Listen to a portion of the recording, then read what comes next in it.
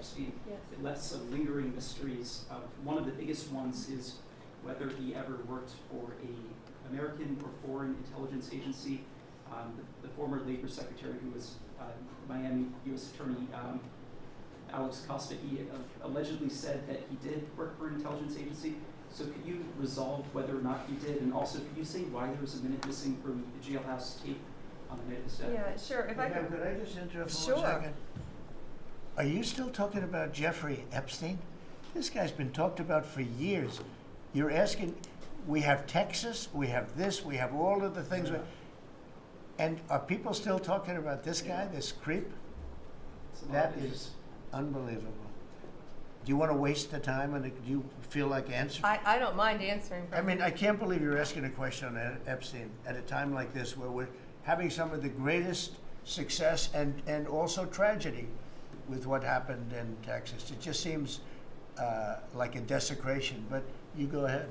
Sure. First, to back up on that, in February, I did an interview on Fox, and it's been getting a lot of attention because I said, I was asked a question about the client list, and my response was, it's sitting on my desk to be reviewed, meaning the file along with the JFK, MLK files as well. That's what I meant by that.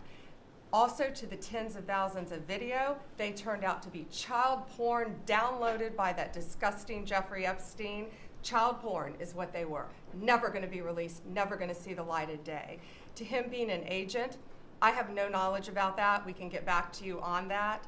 And the minute missing from the video, we released the video showing definitively the video was not conclusive, but the evidence prior to it was showing he committed suicide. And what was on that, there was a minute that was off the counter.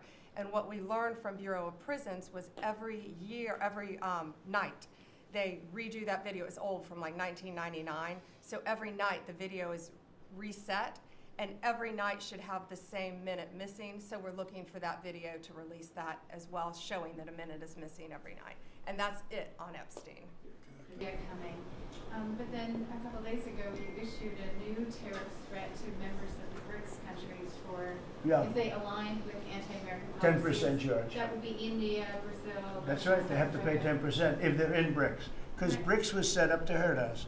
BRICS was set up to degenerate our dollar and take our dollar as the standard, take it off as the standard. And that's okay if they want to play that game, but I can play that game too. So anybody that's in BRICS is getting a 10% charge. Is that immediate, sir? Or is Yeah, that pretty soon. if they engage in some behavior?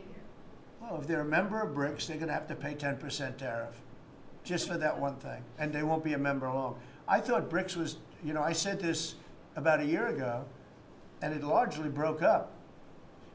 But, there are a couple that hang around, but I thought it largely broke up. BRICS is not, in my opinion, not a serious threat. But what they're trying to do is destroy the dollar so that another country can take over and be the standard.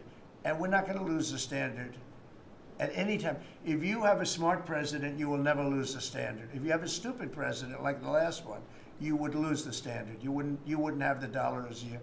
And if we lost the world standard dollar, that would be like losing a war, a major world war. We would not be the same country any longer. We're not going to let that happen.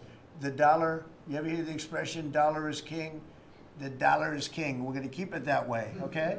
And I'm just saying, if people want to challenge it, they can, but they're going to have to pay a big price. And I don't think any of them are willing to pay that price. Mr. President, just on the tariffs again, August 1st, you said it is the deadline. What incentives do countries have to negotiate? It seems that deadline keeps moving. It was April 2nd, now it's... We didn't move, no. It's always been August 1st, that's what we're paying. A statement was put out today, and I put it out just to make it clear. It wasn't a change, it was August 1st. We don't change very much. Every time we put out a statement, they say, you made a change. I didn't make a change. Clarification, maybe. No, August 1st they pay. And everybody pays, everybody has to pay, and the incentive is that they have the right to deal in the United States. If they don't want to, they don't have to pay, and they don't have to deal here. But if they want to buy and make a lot of money and sell in the United States, they have to do that. If you go back and look at some of the good presidents. Our country was the wealthiest, proportionately the wealthiest, from 1870 to 1913. It was an all-tariff country. We didn't have income tax. That came in in 1913. We had tariffs. And we had so much money we didn't know what to do with it. We had, we had a couple of presidents that were very, very strong. McKinley, I guess more than anybody, but he was the tariff king, but he was very, very strong. It's sort of sad. He made a fortune for this country, became very rich, and then Teddy Roosevelt went out and vice president, and he spent the money. And they said Roosevelt was a great president. And let's say he was a great president, but the money was paid by McKinley with tariffs. Tariffs are charged by other countries at levels that are ridiculous. And you know, I call those other countries to say, and every one of them is willing to give us everything now, by the way, just so you know. Sir, we'll charge you no tariffs, nothing. We'll give you everything. We'll give you access to our markets. We'll give you everything. Is that a correct statement, Scott? Yes, sir. Howard, would you say that's a correct statement? Exactly correct. It's like they just don't, because they're very spoiled, because for years they ripped us off and we didn't have a president that understood it, or Secretary of Treasury or Secretary of a lot of different secretaries are involved, but certainly Commerce Secretary was, you know, not doing their job. I don't know about Kelly, she's small business. We'll keep it that way, okay? Her small business is bigger than almost all big businesses when you add it all up. But no, they are very respectful of our country. But the incentive is that they have the right to do business with us. Without that, they don't have the right to do business. And that would be okay, too. And when the next flurry of deals, Yeah, go ahead. in the next 24 hours, will we hear a flurry of deals? Yeah, we have a lot of them going out. But the deals are mostly my deal to them. We're picking a number that's low. We don't want to hurt them. And fair. We're picking a number that's lower than, in most cases, lower than what they charged us. But it's amazing when you've paid all this money for years and they get one president that's a little bit different and a little tougher on this subject, and they're willing to drop everything they've been charging us for years and years. I mean, we have countries going, we will have you don't have to pay any tariff to come in and do business. They're giving us total access to their countries. They gave us no access to the country. They say, well, you cannot go into our country. Okay, good. Now it's, we will give you total access and you don't have to pay any tariffs. But please don't charge us tariffs. And we don't like that deal. So the letters I send out are, we have made some deals. We can make a lot more deals. It's just too time consuming. It just makes it more complicated. And we can do things over the years too. You know, we're not hard line. But it's about time the United States of America started collecting money from countries that were ripping us off and laughing behind our back at how stupid we were. Okay? Thank you.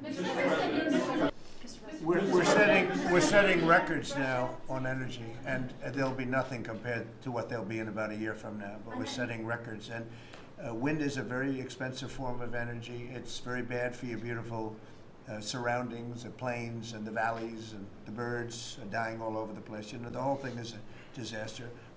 They're almost exclusively made in China.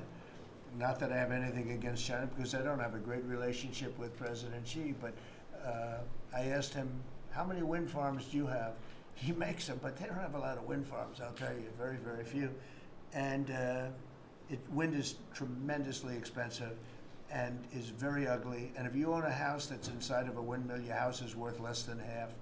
And you hear noises. And interestingly, in New England, you probably read, where for 50 years they had 2 whales washed up, 50 years. And last summer, they had 14 washed up. Now, I'm not saying that's the wind farm that was built, but maybe it is, right? Probably is. It's tremendously expensive, and it can only be done with subsidy. And I know a man that's in that business, and one of the biggest in the world actually runs a company that builds these stupid windmills. And he said, I hate the business because it's the only energy where you need subsidy. He said, energy shouldn't need subsidy. You should make money with energy. So wind. The other one is the solar, those big solar fields. They're taking our farmland. Our farmers are like mortified by it. They hate it. it's very, very inefficient and very ugly too. You know, probably better than a windmill, but you go around and you see all these things that are 3 miles long by 3 miles wide, and you say, what the hell is that? And it's a lot of plastic from China. It's plastic, black plastic from China. Now, we want to be smart. We're going with, look, China right now is building 58 coal-fired plants, 58 big ones. They have 62 on the books to build. We've reintroduced clean, beautiful coal. You did an amazing press conference today in front of the Department of Agriculture. You talked about the Farm Act and the need to get China out of our country, owning farmland. For the viewers at home that might have missed that, can you recap what that means to national security to make sure we can grow our own food? Well, thank you, Brian, sir, if you don't mind. Yes, this morning Secretary Hegseth, Secretary Noem, and Attorney General Bondi and I had a press conference at the USDA.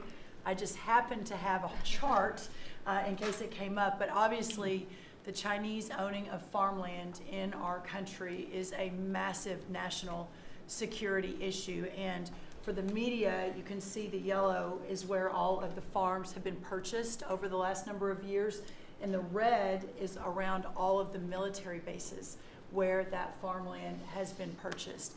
So this is a massive national security issue, but it is time. And I think that this morning was symbolic of many things. The first of this administration working every day to effectuate President Trump's leadership and unequivocal support of America first. But second, just how close we are as a cabinet. I don't know in any other administration that you'd have 4 cabinet members at the USDA on a Tuesday morning when it's about 110 degrees outside with the sun beating down on us talking about, sir, your vision. So I think it was a great day. It was just the start. There's an executive order coming and some other things coming behind that. But protecting America's farms isn't just about protecting our farmers. It's also about national security. So that's what we discussed this morning. I do want to say that I think we have had a really good relationship with China lately, and we're getting along with them very well. They've been very fair on our trade deal, honestly, and I hope we're going to have a great relationship. It's a big, strong, powerful country. We're more powerful than they are. We have much better military equipment than they do, but we are getting along with them very well. I'm getting along with President Xi very well. We speak often. And with all of that being said, and I understand what you're saying, but I think we're getting along with China very well. We, as you know, we're building plants all over the country now, which you weren't building any plants 4 years ago. You weren't building anything. But those plants, when they open up, it's going to be, you'll see numbers like you haven't seen ever. I don't think in history you'll never see numbers like what we're going to see in the very near future. Many of them are building the plants. Some are just starting right now. You know, it's a brand new administration. But, and they wouldn't be here except for 2 things. November 5th, the election, and the tariffs. And frankly, I guess the election was more important because of the tariffs. I mean, another person wouldn't have done this. But they're coming in because of the tariffs. They have to, they're not going to pay 25, 30, 40, 50%, 70, and 100%. And we'll be announcing something very soon on pharmaceuticals. We're going to give people about a year and a half to come in, and after that they're going to be tariffed if they have to bring the pharmaceuticals into the country, the drugs and other things into the country. They're going to be tariffed at a very, very high rate, like 200%.